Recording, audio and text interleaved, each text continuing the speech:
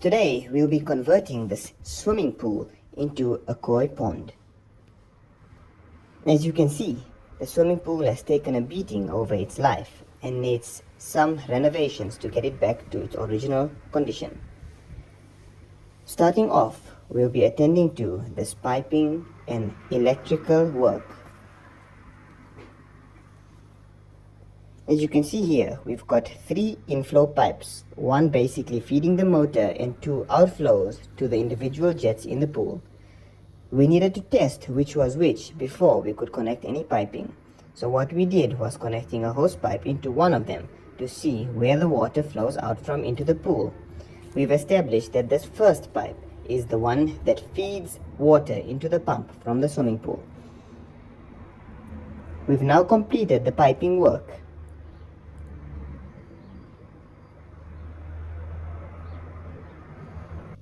This system circulates water through a sand filter, which then flows through a UV sterilizer and a biofilter.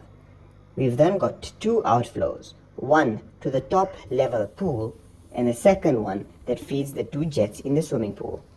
As you can see here, the top level pool is a simple pond liner pool system. This had to also be secured as the pond liner kept falling into the water.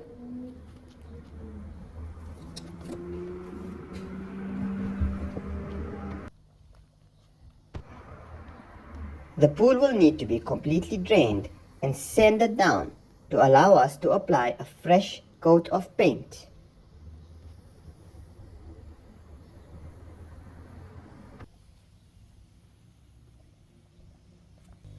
Just a quick recap at our piping system. As you can see, water flows in this first pipe into our pump. From the pump, it flows upwards into our sand filter. Once the water is moved through the sand filter, it flows outwards and down, where we've got a ball valve to control water. The open line runs downwards and through a UV sterilizer. It then flows through this little biofilter and then out. We've got, like I said, 2 outputs, one going up to the pond on the top level and a second one which feeds our 2 jets inside the pool.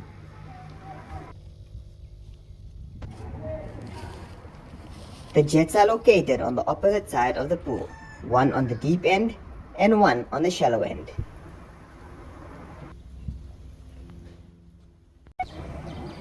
Once the pond liner on the top level pond has been secured, we will empty that water out and do a deep clean on the pond liner itself. As you can see here, the pool has now been prepped and painting has begun. We've gone with a white color to allow us ease when looking at the fish. We have now begun filling the pond up.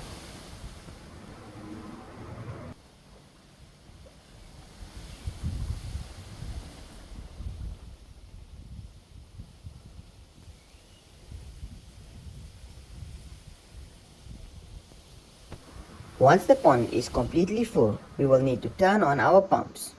Before turning on your pump, ensure you do a thorough backwash to clean the sand filter of any impurities as shown here.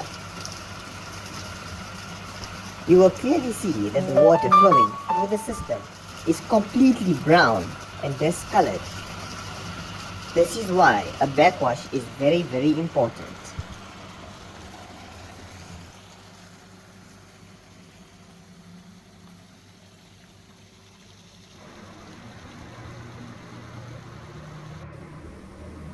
We will now release all the fish back into the pond and switch on the pump to allow the water to start circulating and clear the little bit of algae bloom that we've got.